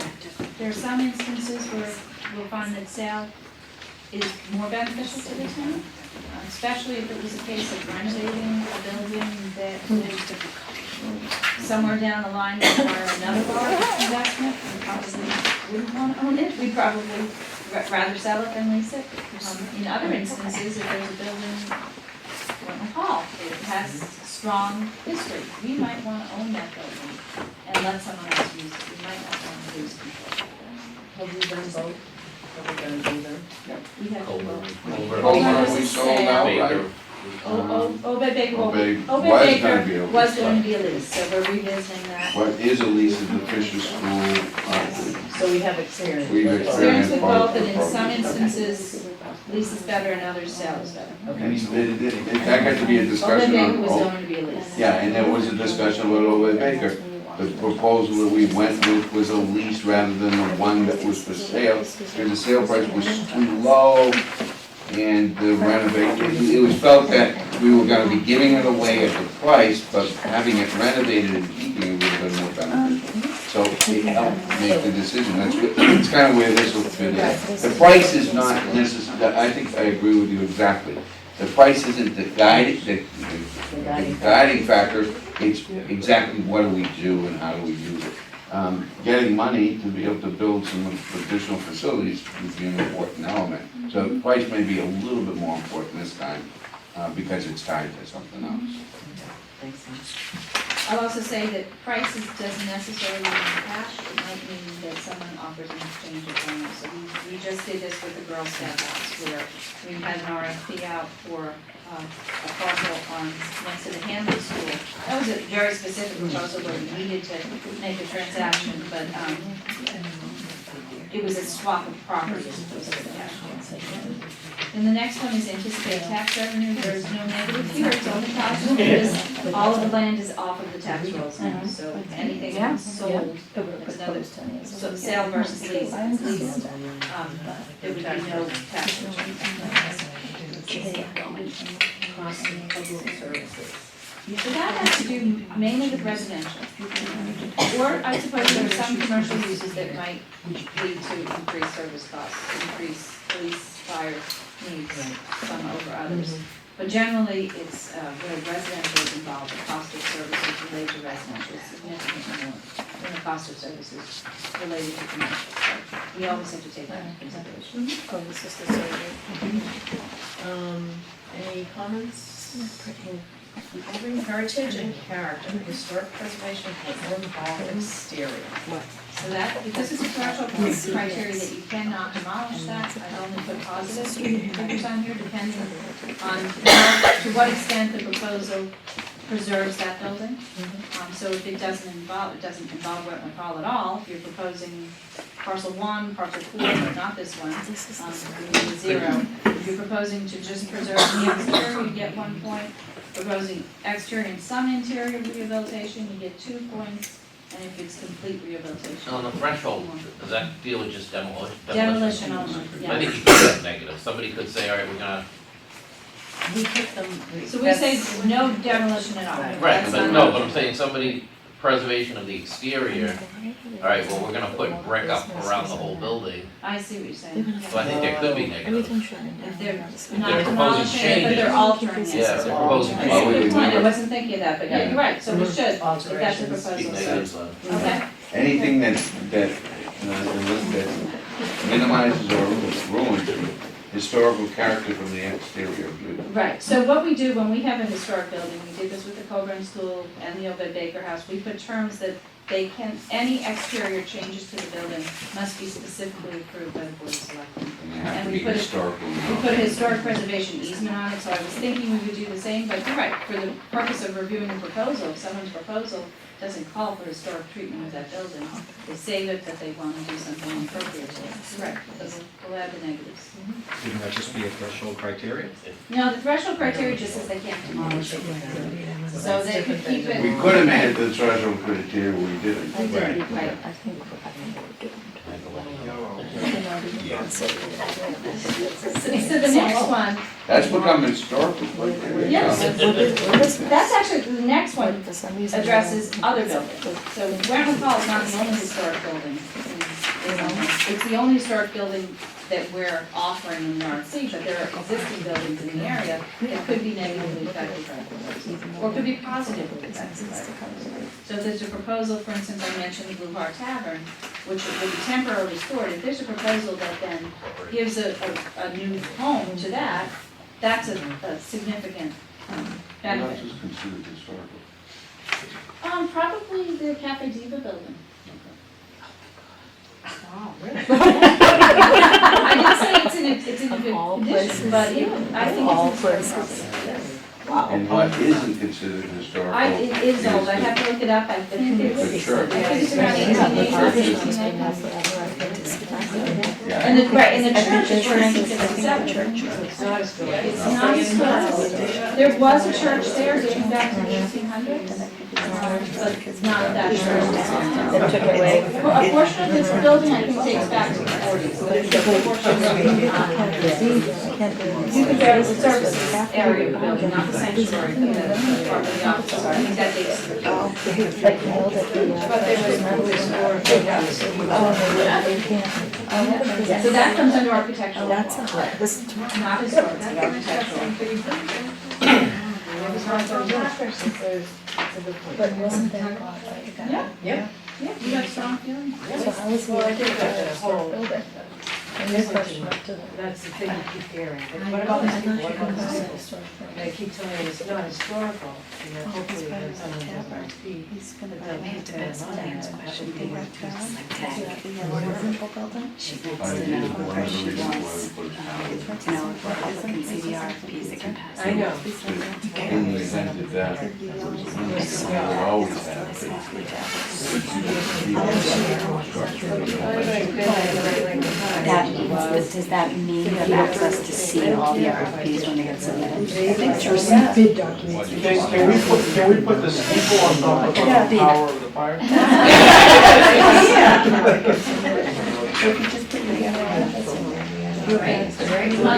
Last category, risk and timely management impact, so financial stability. Financial stability. No, There's something about a proposal that just sounds like, yeah, would be a good idea now, but might fall apart over time, or whatever they're proposing just doesn't have a long enough lifespan to it, that would be a concern.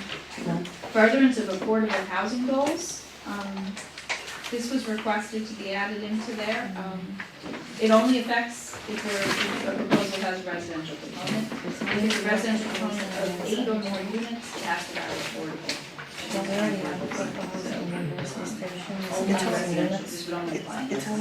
So positive here, is reflected in negative somewhere It else. can, yes, Right. because we have the section on municipal costs. Municipal costs, right. I think every time. Then comprehensive. Well, municipal contract education really is proposed. So say to propose senior housing complex with affordable, then actually, then we still have, there are additional costs related to senior facilities But that not as don't great. apply to, not, nowhere near as great as the educational costs, that's right. Comprehensiveness, that's looking for a proposal that really improves a large portion of the downtown Islington Center, as opposed to just a single building. So you get extra points if it's something, if you're proposing affecting more than one building. Of the RFP or? if No, there was not just the something else? RFP, anything in Islington Center. So if there's a proposal that results in beneficial use of one property, it doesn't have to be the town property, it can be other properties. So you mentioned Cafe Diva, if there was something that encourages doing something different with that building, if that something different is positive, that would be a good thing. CVS, Crown Cleaners building, that's another thing, if there's something that encourages Even something farther different. down all the way to Flower Tree, so if All the way to Flower somebody Tree, thinks a property there. and down to East Played up Bridge, from the back. who knows? I think we're very open-ended. I'd like to ask a question in regards to credibility of the developers. We're pretty much at the end of economic cycle, so it's going to happen pretty much over here. So we are, let's say, at the 7th of the 8th meeting of the economic cycle. So how are we able as a task force, or if we are able to know more about if these potential developers will have 1, 2, 3, or 4 parallel developments going on and So they have to submit, financial stability, so to speak. they submit financials as part of the package. So the RFP requires them to submit financial data so that they have their capability to carry out the project and be analyzed. That's further addressed at the planning board level. When they get to the planning board level, they would have to show that they had the wherewithal, not only the funds in hand to do the project, but they would also have to show that they were not overtaxed. So they just show statements of their, from the lenders? Yes. Okay. So at this level, they probably won't give you something, they won't give you a loan commitment, they'll give you their financials that say, we've done this type of work, we have these assets, right? So we'll move it. And then we do the project. That's right. And that goes more towards the end of the project, if everything else about it is good, before the town was to transfer property, they would have to have assurances, and they would likely be bonds involved as well. Do you know, and I'm not sure at what point this would be asked or even looked at, but in terms of if somebody were to come in and develop 4 properties, where do we sort of grade them on making sure that they don't just put 4 cookie cutter, you know, that there's that enhancement to architectural, So that's something you would discuss variety. as soon as you receive the concept plan. But it's something that then would, your recommendation that would go along to the selectmen, if you liked everything else about the proposal and we're recommending it, you'd recommend it with that caveat, that the architecture be carefully reviewed so that it's not cookie cutter, that we're creating a village center that has variety of architecture. Does that seem to come up early on in our discussions about what the village element is? And that's the planning board's job to make sure that that's the case. Yeah, I think that a great example is a developer that's got the other property came in, the first time we looked at what he was proposing. I don't think anybody thought it was all that great, but, you know, the quality of the architecture is significantly changed by input from the planning board in that process. You know, the taste of the developer may not match ours. When they submit these RFP proposals, what we're reading them on is what's going to happen when they're done. Like parking, traffic, so what about during construction? So that's a factor that goes into the qualitative review, and we would look at their timing, what they're proposing. If it requires relocating a use temporarily, we would take that into consideration.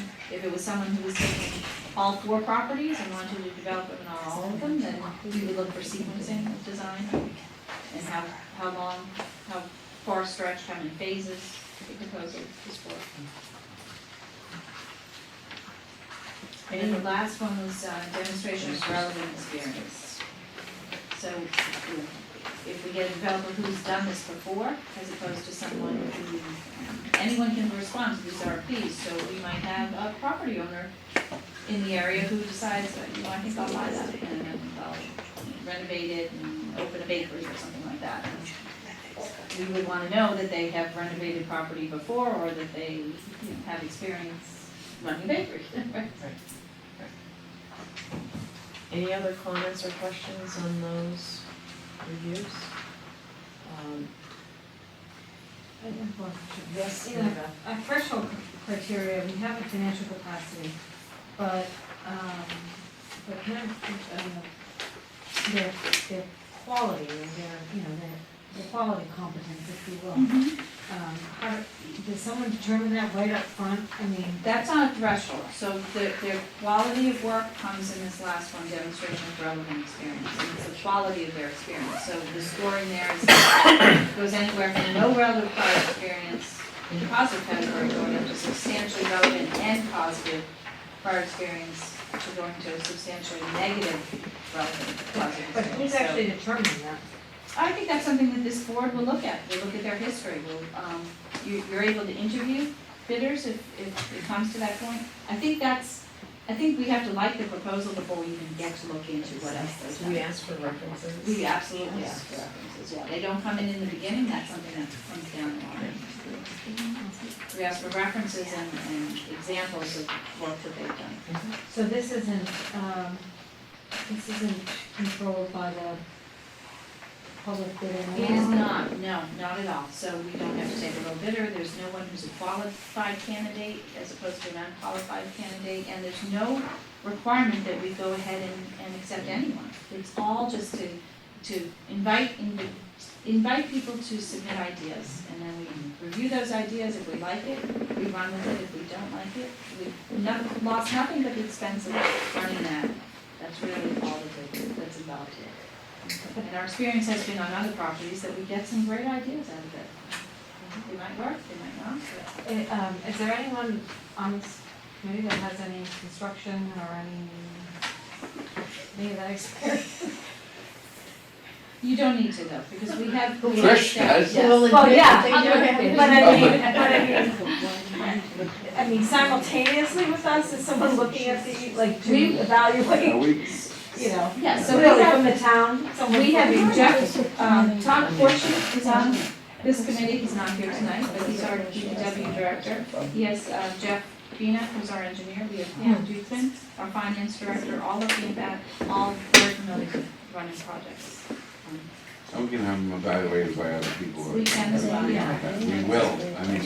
Well, I think before we get too far in assessing whether we really like a proposal, I mean, honestly, based on what, you know, based on what some experiences, I think, you know, you gotta make sure that you're doing it for a really good qualified.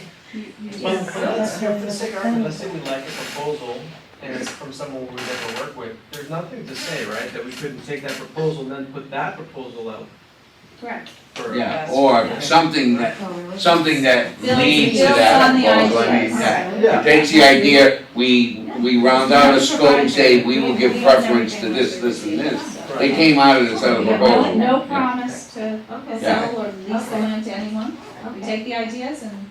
In fact, that's kind of the way it's worked before. I mean, the truth of it is, we went out twice for the Coburn School.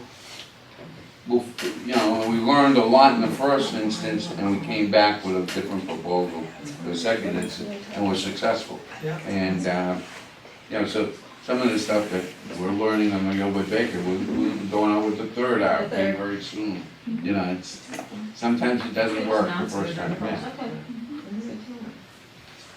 Our third item is the update on the Islington Center online survey. Nori has shared with us, and I just want to reiterate, June 15th, the survey will be up and running. Everybody in the community will be notified that it's available. It's going to be up for 2 weeks, and we encourage everybody to go in there and have their voices heard associated with that, because we will take that into consideration when we're looking at the overall Islington. And this is the first of at least 2 surveys where it asks specific information, but then we will take that information back, extrapolate ideas, and then send out another survey. So there's further opportunities, but this first one is to get the baseline. Can we also have the survey available at the Islington? Sure. She had to get I just realized it only said, I didn't realize the address was on it, so. If you could identify your name and address. Eileen Keith, 144 Willow Circle. For all of the people that have lived in Islington and for many, many years, the elderly may not have computers but want to participate in this survey. How are they included? There are hard copies that are available at the senior center and at the library. They can also, there's my email address, they can ask me to provide a copy. I'll provide my phone number, my address is on the paper copy. If you go to the library to pick up the paper copy, you can call town hall. You'll receive the newsletter telling you that the survey is out there, and you can call town hall and be directed, and I can mail you a survey. When you put out these RFPs, what's the timeline on it for them to respond? And if you don't get any takers, is it dropped? We can revisit it. We can decide then if we don't get any takers. This one is due back on June 20th, so it's a 45-day open bid. Thank you. Yes, sir. Joe Layden, 136 School Street in Westwood. Just a plug for the exterior of the church. I think it's the most important architecture in Islington that does give Islington the village feel. I think there's a survey that's been, a petition that's been circulated around our neighborhood that I'm sure you people will be getting, that speaks to all the people that do have an interest in preserving that feature. The second thing is you're possibly selling valuable pieces of property. We've had a lot of, over the last few years, properties in that area that have changed hands that I would think it would establish a value for the properties you're about to sell. And is there any way of making sure that the proposals give you at least fair value for those properties? The request for proposals sets a minimum value for each property that's based on the current assessment of that property. So our tax assessor has looked at all the properties and assigned them values. And the minimum purchase price for each property is that value that's been assigned. And are those tax values comparable to market values? Yeah, I it's think supposed to the- be set at 100%, Okay. just like your house.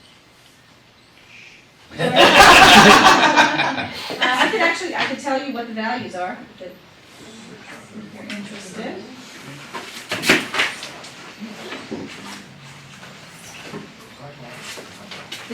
The parking lot, the Islington municipal parking lot is valued at $600,000. The Wentworth Hall property is valued at $750,000. The Islington Community Center is valued at $1.2 million. And there's a small parcel of land, it's really the driveway to the library, and that's valued at $25,000. Good. When the four mega letter properties were sold, does anybody have a recollection of how much they went for? I seem to remember $4.6 million. I think it's something like that. That was the total for all four? It was a total for all four of his properties. Yeah, remember the developers added some other adjacent parcels like the tailor shop to that. Okay. Because I was confused because I know when I saw that in whatever source I saw, the 4.6 million was listed 4 times. Yes. Yeah, that's because it was 4 different properties, and the price goes with the 4 different properties. But each property probably had an individual value Okay. on some piece of paper, but that happens all the And time. my understanding is the value of those properties was actually less than the purchase price for those properties. I think there was an incentive that To was sell. given Yeah, yeah. to alleviate a tax concern. We had been told that that wouldn't sell for another few years, and then all of a sudden it did. And we were all caught by surprise. So, something happened, we don't know what. But we don't, it's private. I have a point. I'd like to follow up. Do you know where that petition ever ended up? Oh, I think I don't know if it's been mailed yet or it's about to be mailed, but I do want to say that it was a petition that we could have got twice as many, but we didn't. It just wasn't super organized, it was just here and there. Do you It's know? my understanding it's in the mail to the selectmen and I believe the planning board. Yeah, that it was gonna be put in, but I don't know if she's done it yet and by registered mail, so. Okay, I was wondering if. I think there was like between 200 and 300 signatures, but really we could have got much more if we really, but it gets to be a nuisance walking, you know. I think there's 350. You'll know when you get it. It would be something I think that this task force should be aware of. And I think, I guess I would like to propose to you that perhaps we have a separate line item in our criteria. I think people are trying to tell us something. I think they're trying to tell us the same thing we're trying to get them to tell us in the survey too. So we encourage that, say 200 people to fill in the survey, so we got an idea we will. what it is. But, I mean, let's understand that we're trying to be a community here, and we're trying to balance everyone's interest in trying to do something nice. So this isn't trying to jam something down people's throat that you don't want. It's trying to find a nice way to improve that area of the community that will also add to the neighborhood environment. And so we're not trying to be disruptive, we're trying to be proactive and so your input is important to us and we want to hear it. So please, fill the survey and help us there. The petition will come, we'll look at what you say in the petition, but this will give us some input into what you're doing. And you're doing it again tonight and have done it other times where you come and give us comment. We don't have a problem with that. We encourage that. Come, participate. It's good. I just want to add something that, along the lines of what Mike just said, that was, I thought, explained very nicely at one of the previous meetings, and I wish I had recorded it, but when people ask, why are we doing this RFP, one of the things that happens in municipal government all the time, and I live in Walpole, and we're going through this right now with our downtown, is a developer develops something, and then another developer develops something over here, and the town tries to do something with their municipal property, and then people say, oh, why didn't they do it all together and, move this over here? It would have made so much more sense to, to arrange things in a creative way. And that's the idea behind this RFP, is to see, before things get moved and built, and is there a way to make this better all the way around? And I think that was explained at one of the other meetings, and I didn't do as good a job as I think Nora did it earlier. But that's something that it's done to actually look ahead rather than wait till everything gets built privately and then say, oh, I wish we had done this instead. And I think that's one of the things that gets left out sometimes. Thank you, Pam. Any new business? No. Leave it alone, okay? And I didn't actually print out minutes. Could I just ask one question about the RFPs? If we've, Caitlin Hawes, 77 Willard Circle, if we've signed up on the procurement page in order to get the RFPs, it looks like the email and the link that you sent out was basically what you were sending out to the builders or the whatever it is, the developers. Are we going to have access to the bids that come in before the June 20th meeting, or do we have to come and we'll see the proposals? And then the ones that you look over, will those be available for the public to look at? They will eventually be available to be looked at when they're finalized. Okay. So they come in on the 20th, and I don't know when the procurement officer will release them publicly. There will be some point when they do. They will be discussed at this meeting. Everyone here on the task force will receive them immediately after they come in. But at what point the procurement officer makes the public documents, I don't know when that will be. But they will be discussed here, and so if you do come to this meeting, or if you watch the Westcat View, the information will be out there. Thank you. And we're gonna be careful. I mean, we got RFPs, we got financial information, we got a bunch of information that, we can't just throw it out there. What will be put out will be redacted to Yeah. remove the financial information. That's not something that we make public. Approval of minutes for the meeting of April 6th, Nora had sent them out I to sent them by everybody. email, I'm They sorry, I got didn't them, print sir? out a copy to have. Do I have a motion to accept the meeting? It's got my petition. Any discussion? None, all in favor? Nora, keep doing a good job with it. Nora, we want to. My neighbor did, but we all took some. Here's the, if we hand out the printed copies of the RFP, someone could want to bid and take it from that printed copy and it won't be down for bid. So that's why we're not. If they haven't registered, they won't get the answers to the questions. Right. Which are critical for people to know how to important questions process. Right, and we can't accept a bid if they're not registered, so I just don't want to take a chance, that's why. All right, so the two possible dates for the next meeting would be on June 22nd or June 23rd. 22nd is a Wednesday night, it's the night after school gets out, and we would have to meet here, the ICC is not available. Last day of school is June The 21st. 21st, right, so this is the night after, the night, the first day, kids are home from school that night, would be the 22nd. Exactly, and the 23rd would be that Thursday night, and the ICC hall, I believe, is available that night, so. Does anyone have a conflict one night or the other? Wednesday's better for me. I have a conflict Wednesday? on Thursday. I can't do Thursday. So it sounds like Wednesday's better, does anyone have a conflict on Wednesday? your Wednesday. You can Skype them, You good? There you go. put you right up on the screen. So that, the idea of that would be, the proposals would have just come in, and we could review them and just, I could General distribute them discussion. to you, so, just general discussion, not scoring with them, just initial impressions. And other business, so, And that would be the first time that we see it. that'll be the first time. So we won't have Yes, even I will seen bring it. them that night, yes. I just wanted to tell you that I was probably the last one going in, and these 2 rows were empty of seats, but there were no parking spaces out there. So for anybody that, extra that was coming, they wouldn't have to roll around and move the barrel at a parking space. Thank you. Okay. Thank you.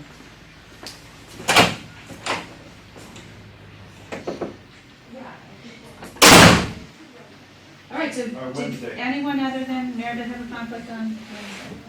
No? So we'll set that, and the meeting will be here unless the ICC opens up. One thing we wanted to do at this June meeting as well, in addition to receiving the proposals, we had talked about at the meeting closest to the solstice, to walk around Islington and have some observations of parking and areas. So that would be a long tour as well. We should do it on the solstice and then figure out where. Right, so I will try to get us space there. If not, we will start here, hand out the proposals, have initial discussion, and then drive to Islington. I'd rather not have to do that, so. So you still planning to go at 7? 7 o'clock, yes. So first it might be the tour and then the figuring. So I'm going to try and work out space. I saw at the ICC, I think there's a driver's ed, and I think it goes into, that's what it wasn't clear if it goes into the night or We not. can check into that, I have That's, yeah, I'll look tomorrow. that's the one thing I wanted to check on. Wait, that's community. Yeah, if we could find another spot, the other, or I could try Downing, maybe Downing. If I'm trying to get over there if I can, so I can check to see if Downing's available as well. Ideally, we'll meet, not reserved yet. All right, so we will see you all on the 22nd of June. This is a motion to adjourn. Oh, I'm sorry. All in favor, aye. Nice job, Helen, thank you. Yeah. Thank you.